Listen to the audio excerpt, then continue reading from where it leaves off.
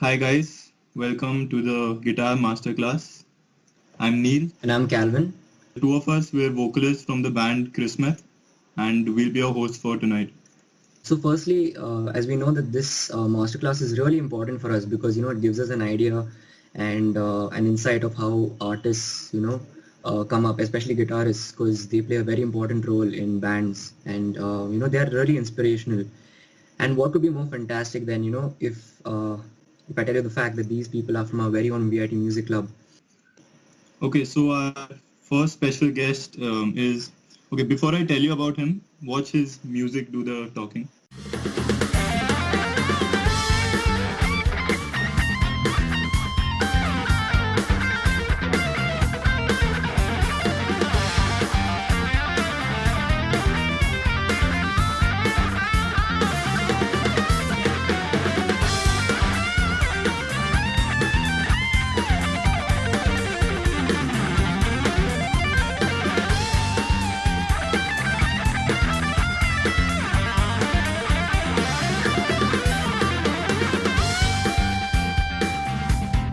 That was our first panelist, our very own OG Sarthak Dilawari. So Sarthak bhaiya, welcome to this. He's the ex-president of the music club. He's been in bands like Cheese Factory and two bands that have been mentioned in the Rolling Stone, that is Durvasa and Candies and Chaos. So it's really great to have you with us. Hi guys, my pleasure being here. Thank you for having me. How are you, Sarthak bhaiya? Oh, I'm pretty good, bro. I mean, I'm as good as how everyone is right now. So I hope we can get on with some good discussion regarding certain aspects of music and guitar in particular, and maybe achieve something out of it. Definitely. So our next panelist is also a very special person, and he is from multiple bands such as Maelstrom, Just Scarlet, and Noir. And I'll just show you the video, and you can just understand him through that.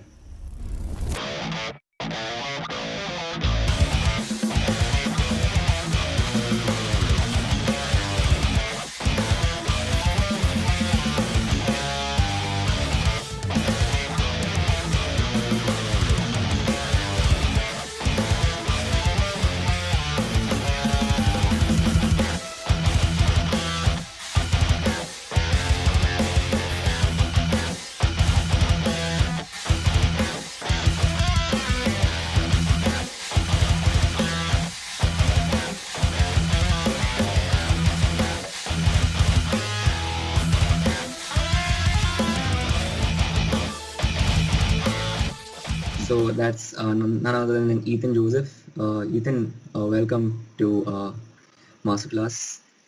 Hey Calvin, thanks for having me here. Thank you so much. How you been? The pandemic's been a bitch, but then I guess for us people into music, it's. Oh, am I not allowed to curse? I'm sorry. Totally fine. But then, yeah, I guess like being at home gives you the opportunity to like practice, so that's been good. Definitely.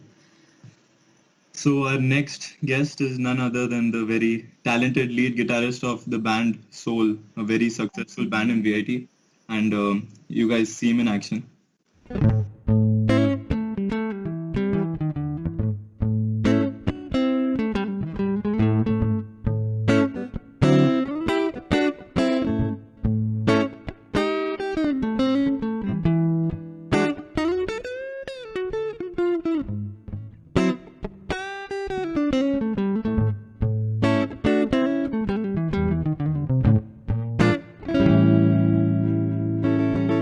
That was our very own Indraneil Gosh. Indraneil, welcome to Guitar Masterclass. Thanks, man. And Thanks, everybody. that was really lockdown? What? How's the lockdown been for you? Bro, it's been great. I graduated, which is a blessing. So I hug the Yes. degree every night and go to Yeah. sleep. But I was getting bored, so I'm glad this happened. So glad to be here. We are also very glad this happened. Let's start off with the technical session, and my first question actually is directed to Indraneil. So this statement, okay, that I've heard that somewhere blues is a way, to connect to the heart. So, and since, you've been in that one band most of the time throughout your VIT life, so what comment do you have, to pass on this? Regarding blues, I suppose blues was very close to my heart because I started listening to very hard rock and I just kind of went backwards. Back in time, I went to the 50s, I went to the 40s, I went to B.B. King, I went to all the three kings of blues, and I just realized that since I was not technically proficient by any means, I'm still not. So I thought, how could I play guitar well without, without having that technical proficiency? I mean, it sounds lazy, but I think it took me into a direction where, where the heart comes in. And I realized that if you could play a few notes, just a few notes that just make sense in the context of a chord, maybe in the context of maybe like just something simple as like a blues progression. So I think it's just like it just sounded very beautiful to me, and it just grabbed me instantly. Where I was like, okay, fine. I do not have to play fast. I do not have to learn how to do all these crazy shit that people can do. If I can just play a few notes and if I can just land those notes, I think I'll be fine.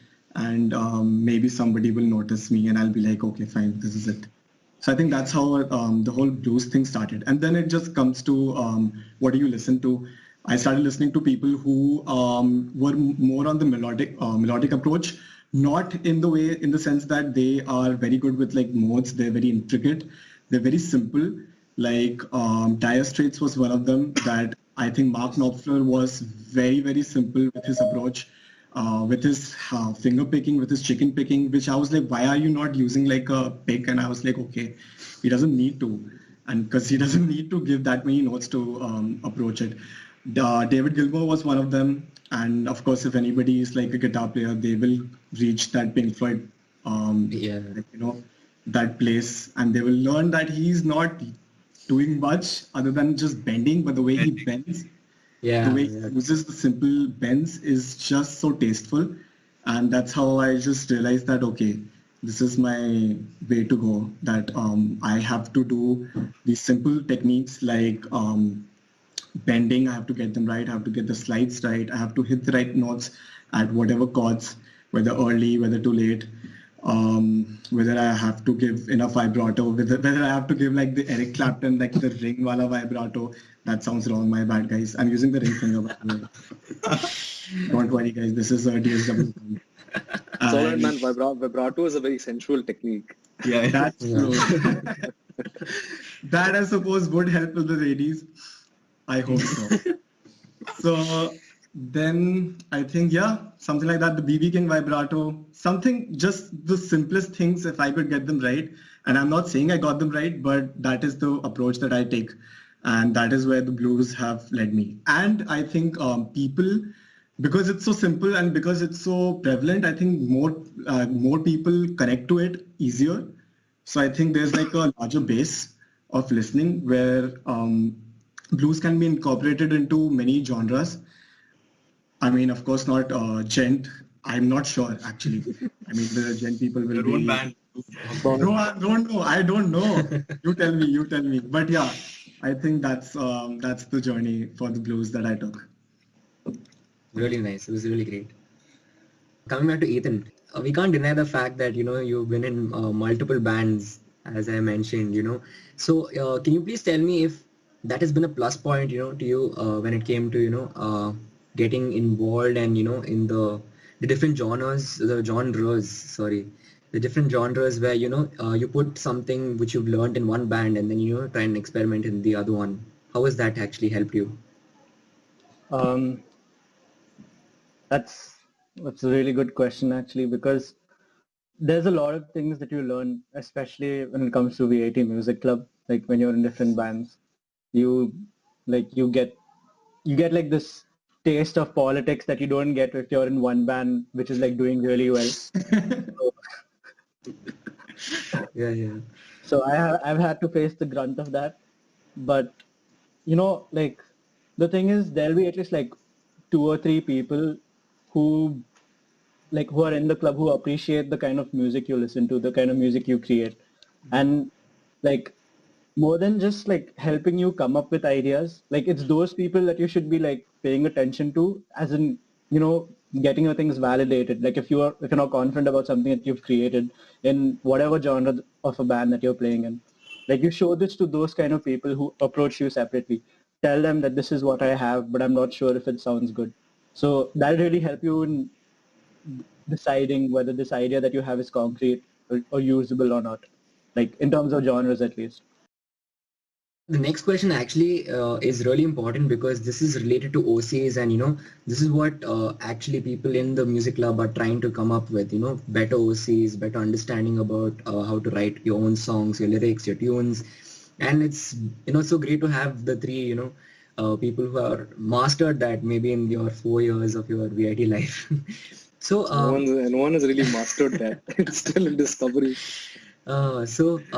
The thing is, the question is actually I want to ask, how does music theory play a role in terms of creativity? Like, does that play a very important role, or you just need clear space? If you're going to ask me in a very objective manner, it's zero. But if you're going to ask me whether I feel that can it aid you in any particular way, can it get you out of that rut or that loop that you're stuck in? Definitely yes. And if that is something that you're going after, if you're going after a different sound, if you're going after something unique, if you're going after something that hasn't been done before, if those kind of melodic or harmonic changes or rhythmic changes are something that you include in your song, then definitely it plays a huge role. Because at the end of the day, you know what you are writing, you know what you're doing. And I'll tell you when it will pay off. Now, creativity, we are done with that. Does it help you to communicate with your bandmates, provided they also understand theory? Yes. Does it allow you to be able to transcribe your own stuff if you ever want to distribute it, which I don't know when we'll do, but in any case, if you want to do that, yes. If you're programming your own stuff, if you're doing any kind of MIDI-based editing or anything like that, to some extent it does help you. But I would say the main aspect that if someone asks me that why should I learn theory, is to know what you are playing or what you are writing, so that if at all you are stuck at a point where you're like, I have that writer's block, I can't get this out of my mind, what interesting element I can add to it. And even if it's like, let's say in a song of like 4 to 5 minutes, even if it's going to be a 10-second thing where there is this kind of break, where there's this polymetric or a polyrhythmic pattern that you've come up with, or it's a melodic change that you've introduced, some kind of, let's say it's secondary dominance, all right. Or maybe you have a 5-to-1 change and you're like, okay, let me just play like a super locrian on this thing, right? So those kinds of ideas, it's really interesting how you can use the resolutions, you can use, because again, time signatures is something that, okay, you can count to the beat and then you can still figure it out. But the breakdown of those rhythmic patterns, if you can do that in a more complex manner, like someone like Ethan, who's incredible with drums and guitars, he understands this better than anyone else because he knows what goes into writing the drum parts, and then that can complement the guitars and everything like that. So of course theory, and more than that, knowing I would say practical theory, knowing what your bandmates are playing, knowing how a drummer plays, knowing how a bassist plays, how each and everyone plays to create this image of fullness and variety in your music. Mm-hmm. Yeah, I'd like to add to that actually. So he brought up the point about how you communicate with your bandmates, right? So I think it's really helpful when people at least have like a very basic understanding of theory, because that really helps, like how you mentioned, communicate, right? So if I'm talking to like my bandmate about like a complicated breakdown part, like the least I should be able to tell him, or at least my drummer, for example, if I'm playing guitar, right? I shouldn't like think as a drummer right now. So if I'm playing like guitar in a metal band, for example, and I'm trying to talk to my drummer, and I have like a really heavy thing in mind, and I want him to play maybe the crash at like half the time. Now I need to I don't want to have to waste time in explaining to him that, okay, this is the speed that I want to be hitting it at. right? I just want to be able to say, yeah, go ahead and play it at halftime. Just keep the same beat going, but like keep that thing. And then like how Neil mentioned, like, when you keep theory aside and then like play with feel, doing that is like easy when you have like a sense of like music, like when you understand in the sense, like musically feel it more than anything. Because now, okay, like a friend of mine would argue with me like some things are too heavy or some things not heavy. Like understanding like the emotion behind a part that you're creating. I for certain come from a place where I did not know enough like theory at all. To be honest, I did not even know like what a crash is. किसने बोला crash करना है, बोला crash क्या होता है भाई? I had no clue. So like telling my like our drummer Polly anything, I would have like it was like to Joshua. And in our band, it must be like even if you were playing light music, and even if we were playing simple chords, simple music with 4x4, not many changes in time signature, it was very, very necessary for, at least for me, to know, which I just did not know. I used to fail, and over time I learned a little bit of theories just so I could understand what communicating is all about within a band. Like Avdesh, our rhythm player, is such an intuitive player. He listens to a lot of music, but he doesn't really go into detail about explaining what he's playing. So he just plays it. And then it's on us to just, figure out what we're going to play around that. And, like what does a lead guitarist do when he's not doing solo?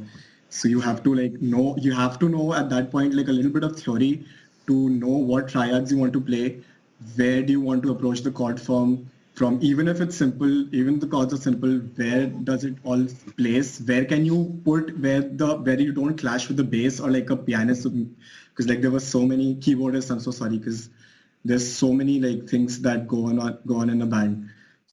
Somebody told me an analogy in second year was that you can ride a horse without a saddle, but it's much easier to ride a horse with one. So just use the bloody saddle, use a cheap saddle, use a basic one, but at least just know what you're playing. That's it. Beginner guitarists would like to know what's the difference between overdrive and distortion, because people usually get confused when it comes to overdrive and distortion. And in your YouTube video itself, we saw that there was a bit of overdrive and listen. Can you please explain that a little bit so that people get a clarity, if you can? So mostly they're used like interchangeably, but overdrive, like the term itself comes from actually you guys can try this with the amps in your in the music room. So if you like turn up the volume on your Stranger amp all the way up, you can actually get a really nice overdrive tone from that, because like the circuit puts it itself. And I did that once because I didn't have a processor at that time. I was like really amazed that this is like genuinely how like the overdrive in a patch would actually sound anyway. So what happens is either like in some cases it's the circuit itself that's clipping the signal, or sometimes what used to happen in the past is the speaker itself, like there's a limit to which it can, the speaker membrane, that itself has its own limit to which it can expand, like move to a certain extent, and then that sort of mimics the whole distortion feel. So distortion is basically, like overall in general when there's clipping that takes place. So you might have like a distortion pedal, which I guess nowadays is more referring to a very gnarly clipped kind of tone. With the overdrive and distortion, if you look at them in terms of the pedal context, then in a very layman language, the overdrive is going to have lesser saturation. Your distortion pedal is going to have a lot more saturation. A distortion pedal is something, the inner circuitry is having a lot more input gain, as I would say, and the output that you're getting is a lot more saturated. I would say maybe 5 to 10 folds of what an overdrive pedal is doing. And both are essentially kind of doing the same thing. They are saturating your signal. So the usage depends completely on you. Some people, they like to have those breakup clean tones. So what they're going to do is they're going to put an overdrive pedal in front of their clean amp. Sometimes they'll just use a crunch amp and then crank up the master volume on that. So if you ever worked with a real amp, a proper amp, the master volume is not just the volume, it's going to affect the saturation characteristics of the amp as well. And that saturation is basically the tube saturation, because you have the tubes and valves in the amp that are at that point of breakup. And the distortion, of course, various kinds. You have the digital elements and devices that are emulating that saturation characteristic. The usage depends on you. If you want to really saturate it, you want a really thick gainy tone, then you're probably going to add an overdrive pedal in front of a high gain amp. But ideal usage will be to add maybe a distortion pedal in front of a mid gain amp and an overdrive pedal in front of a high gain amp, so that the saturation characteristic is balanced out. The beginner guitarist, when they start playing like the electric guitar, they see videos of people doing sweep picking, odd picking and all, and that's the most exciting thing, and that's what they want to know how to learn right in the start. So are there any videos, or is there any, how would you suggest one goes about learning these techniques? When I was learning these techniques, there were a lot of videos. Now the market is oversaturated. There's every other guy who's going to be able to play, let's say, an Ionian mode, and that too is going to be able to play that in sixes. One triplet, and triplet, two triplet, and triplet on, let's say, maybe 120 BPM. He's going to start calling him the Paul Gilbert of the new generation. Is going to post videos and say, okay, this is how you do it. You'll probably see a Russian saying, hey, this is how you do it. You hold the peak. Like, oh, we are people out there teaching and telling everyone. The one advice that I'll give to everyone who's who are trying to learn online is to maybe try and find the right people. If you want me to name a few people who are actually legit and who have good technique and who are not fake, definitely if you want to learn alternate picking from anyone, okay, there are people in today's realm who have claimed to be faster than him, more fluid than him. But man, you have to understand that when these people were playing right, there was no editing trick, or there was no trickery involved here. These people are doing these things in the 80s when it would take people ages to figure out what was happening. So definitely for alternate picking, watch both the DVDs by Paul Gilbert, not just alternate picking, string skipping and other techniques as well. Intense Rock, that was my gurukul for alternate picking. Then John Petrucci's Rock Discipline is a wonderful, wonderful DVD. A lot of cool stuff that he's teaching, and he was at his prime at that time, and he still is pretty good. But that's the time when he was actually, ripping a lot of stuff. And apart from that, literally any and everything that Guthrie Govan teaches online, because he makes sense and he's gonna teach you things, from the very get-go to the very depth of things. So Professor Shred or any other stuff by him. And you want to learn legato, there are a lot of good people for that. You want to learn rock or fusion legato, there's Tom Coyle, he's been my go-to guy. You get them on YouTube? Yeah, everything is on YouTube, man. YouTube has been my school for a lot of things. YouTube has been my theory school. YouTube has been my production school. It's there. Just choose the right teachers is what I'm saying. There's Rick Graham as well. I would say just get your basics right before starting alternate picking. Just get to, get the technique of holding the pick the right way, select the right pick. Get your left hand in proper positioning. That's so important. Yes. Getting your thumb clutched on the put at the back of the neck. Knowing what kind of action you should use for practicing as well. The right tone for practicing, how to alternate between practicing on drive tones and then on clean tones and practicing with the metronome. Not just going for the speed, because speed is just 5%, man. The rest of the stuff, as Neil said, obviously the feel, the emotion, the clarity, the definition, and the phrasing, which phrasing is probably 80 to 90% of guitar or any other instrument, man. If your phrasing is not right, nothing is. So all these techniques and gimmicks, it's all pretty cool. I do that. At times I haven't done that. And these days I'm not doing that at all because I don't feel like doing it. But if you really want to do that the right way, then just practice the right way. Right, get yourself a very good teacher online. So that's quite important. Ethan, you do gent, and it's pretty popular. There are really large gent communities online, and I really love gent. So could you tell us anything about the patches and all that you use? Like, how do you program what kind of patches do you use for playing gent music, and how do you decide anything? Okay, so the thing that you need to really focus on is, first of all, like what tuning you're playing in. Okay, so if you're playing in something like drop A with a 5-string bassist, then you need to see where he sits in the mix and where you sit in the mix. So now I'm just like thinking just one guitarist and one bassist for a band. So what I personally prefer to do is scoop the mids on the bass and let the guitar sit in the middle of that. Now this is if they're playing both simultaneously the exact same thing, like maybe in a breakdown. So what I would do is maybe like scoop from, I guess, 500 till maybe 1000 hertz. So bassists need to like take the responsibility to like go and fiddle with the amp, you know, like learn to play with their tone and not be afraid, because usually, unfortunately, we have like a lot of beginner bassists or guitarists who are made bassists in bands. So if you're going to go and try for a competition, you just like, you know, ball up and just be like, okay, I can play around with the amp because I have the like ability to. I'm playing this instrument. So or for the most part, if you go for a fest, the technician who's going to be on stage, you just tell him this is what you want, and he'll tap the amp for you. And so when you think metal tones, right? So the first thing you need to keep in mind is, of course, where each instrument is sitting in the mix, and things like ambience from a keyboard. So I played bass for this one band, which I'm not going to mention, but all of us know of. And the keyboardist refused to like play the bass, like refused to stop playing the bass notes in a breakdown, and everything just sounded extremely muddy. And I didn't want to say anything to him because I was afraid he'll throw his like shoe at me or something. Anyway,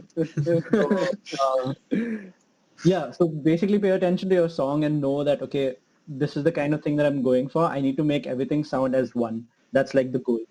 And another really important thing that like high gain guitarists, like people who are playing something that's high gain, you need to keep in mind is the cab simulation that you're using. Because the cab simulation... Sorry? What? It's a really important cab simulation. Yeah, so like... because that's the end of your signal chain, and especially for something which is high gain, right? That is what decides the EQ curve, your final EQ curve of the instrument, whichever it is.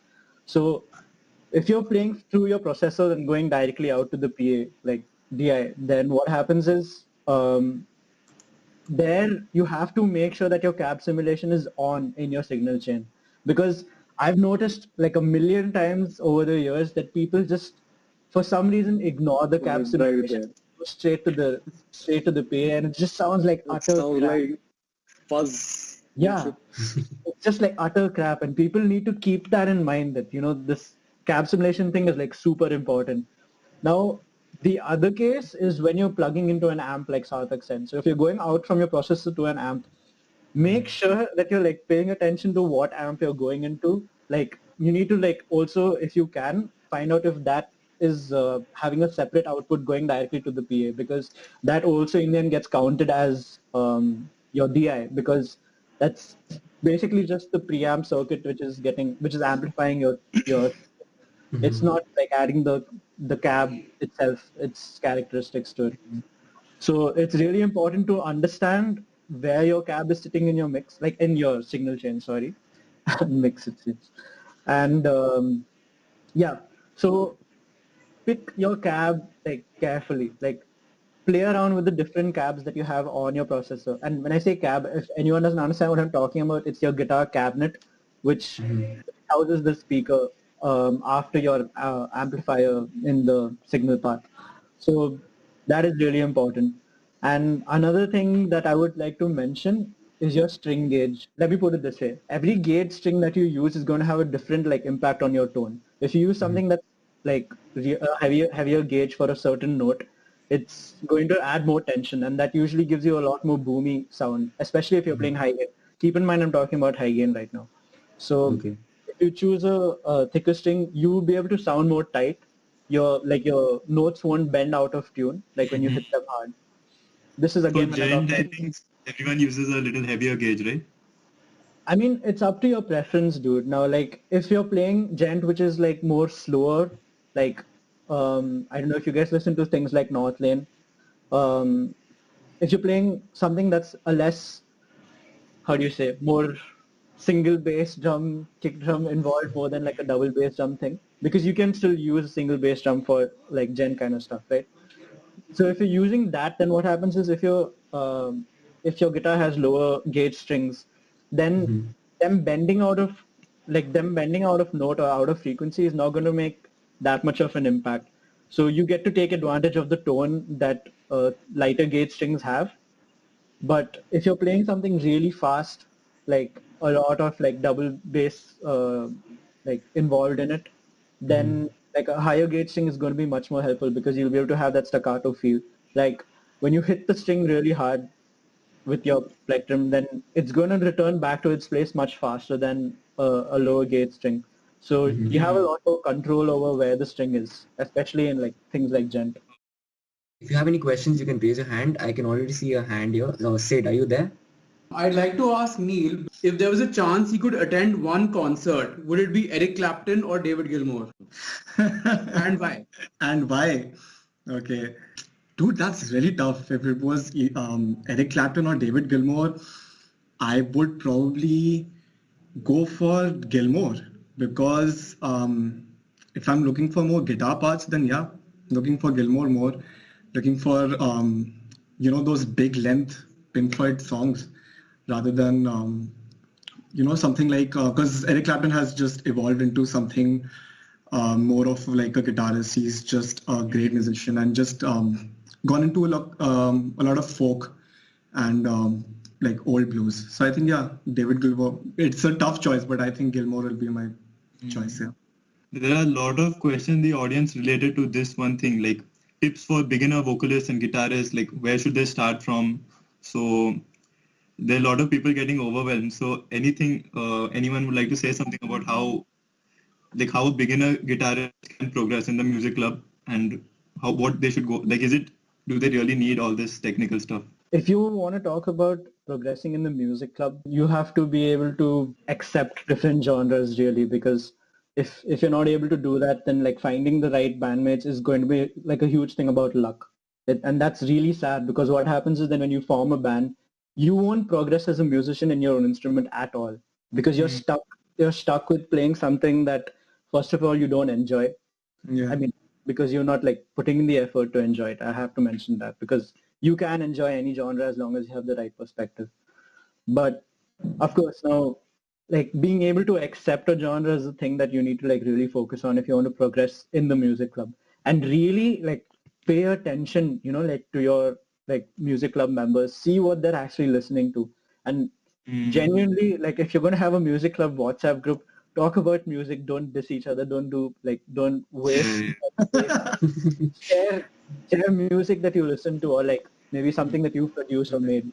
That's the kind of etiquette you need to have as a group, because otherwise like progressing individually is just going to be really hard, because you do need that. Like for example, okay, now I was a drummer, so when I initially joined for drums, it was really hard to get into a band where I was enjoying what I was playing because I was into punk, that kind of stuff, and I was forced to play rock, which may seem similar, but then it's just that limitation that holds you back, right? Because I had a double bass pedal and I never really had the opportunity to use it properly. So pay attention to everyone around you, what they're listening to, and most importantly, okay, like when someone suggests a song, and if you actually like it, regardless of what genre it is, keep it in mind. Go ahead if you're the kind of person who downloads music or buys it, go and buy the track. Okay, download it, keep it in your playlist, don't forget it. Just because it's not a genre you normally listen to it. Go ahead and listen to it because you liked it, right? And that's the thing that's going to help you open your mind, give you a broader perspective of how music can be, like the things that you can do with your instrument or with your voice for that matter. Because you may even be able to growl of all you know. I'm going to be promoting that because I'm into that kind of shit too. So like keep that in mind, be open to stuff. That's what's going to help you like move ahead, at least in the music club. I just completely agree with him, and acceptance of all genres is very important. It's not just going to help you progress in the music club, it's going to help you progress in music in general. So it's very important. And even if you're a beginner, if you're a beginner, it's definitely going to be hard to find people to work with, but that doesn't mean that we haven't seen people progress. My question is regarding transcribing songs by listening to them, so transcribing by ears. Yeah. So I can do that, but the problem is when you get to songs that use suspended chords or 13s or those kind of chords, it becomes a bit difficult. So how do you go about doing that, or any advice regarding that? Let's say you form a band, VIT, and you're jamming with them, and you're writing music that is beyond, let's say, a 3 or 4 chord progression throughout the entire song. If it's something that is having some kind of rhythmic changes here and there. So what you can do is try naming all those chords. Eventually, you'll become more and more familiar with different shapes when you'll be telling those to the keys player, and then you might just say, okay, play an inversion of that or something, and he's going to figure out he or she are going to figure out something. You're going to deal with the bassist who's primarily who's not going to play any harmonic part. He's basically going to play the root note or any of the harmonies here and there, or in rare cases, he's going to play a 2 or a 3 note chord. So those interactions will kind of strengthen this thing, and eventually, before you know it, you'll be so familiar with certain kinds of shapes that you'll be like, man, this is great. This is one way. The other way is just pick out random tracks on YouTube, jam to them without looking at the chords, then look at the chords once you've jammed on them, and then again jam on it. Once you've seen the chords, you know that, okay, this is my resolution. I'm going from the first to the fourth, okay, and there is a key change. And now, there's a resolution where I've gone from maybe a 6 to a second, like that, So Right. whether it's a minor transition or it's a major one or if it's a dominant one. So you'll understand things like that, and eventually you'll just get more familiar with different chord shapes, and of course keep practicing the shapes. It's quite, the fundamental chords, okay, the extended chords, the 9s, the 6th, the 11th, the 13s, the major and minor of those, the suspended one. Suspended are essentially your suspended second and suspended fourth. It's not that hard to, figure out what it is. It just comes with time. So you don't need to worry about stuff like that. If you're going to tell me an altered chord, to name an altered chord, even I struggle with that till date. So naming an altered chord is hard, but yeah, don't worry about suspended, minor 7s, major 7s, even major 13s. They'll come once you jam and once you figure them out. No I worries. think if I can add to that just quickly, was like because I was just doing this today itself. Like I just got really into like Fleetwood Mac Dreams. So I was like, मेरे को ये गाना सीखना है. So I was like, so the process I do follow is like, first I listen to the song, I try to play it without anything. Then I listen to like a live performance, and I will see if I can see like barely make out if the guitarist, because you know what they do in the 70s, they just switch to the multiple like people and they just keep switching to the face. See if you can make out a little bit, you get a hint, you move on. If you can't get it from there, then you can move on to tabs. If you cannot move on from there, then you just go on straight away and watch like a guitar lesson.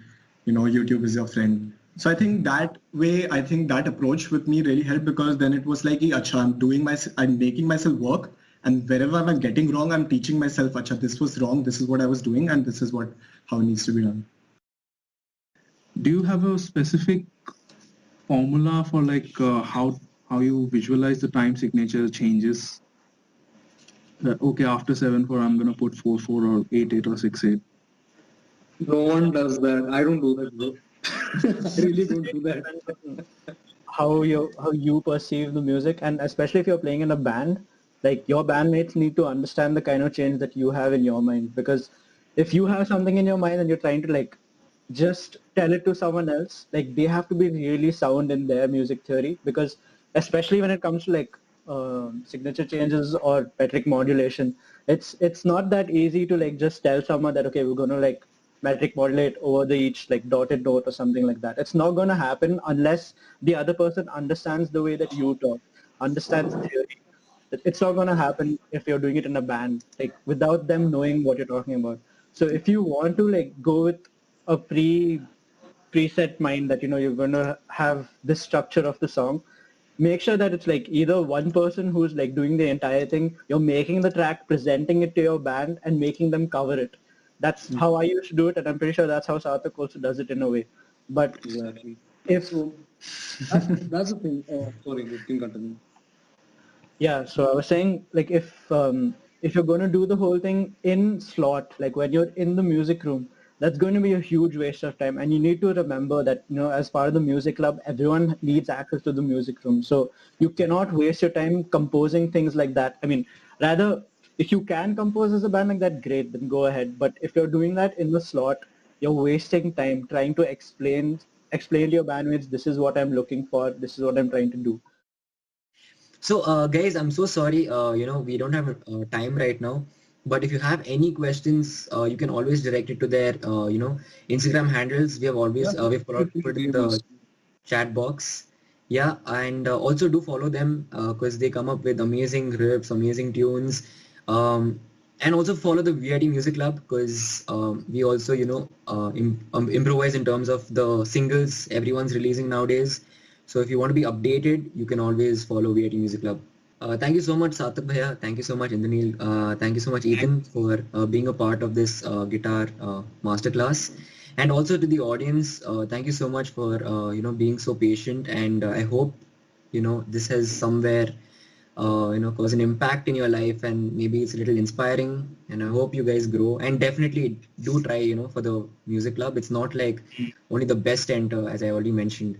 Yeah. So stay tuned. We'll have more master classes in future. We have the synth also coming up, and vocals as well. So do follow the music club page. You'll get all the updates there.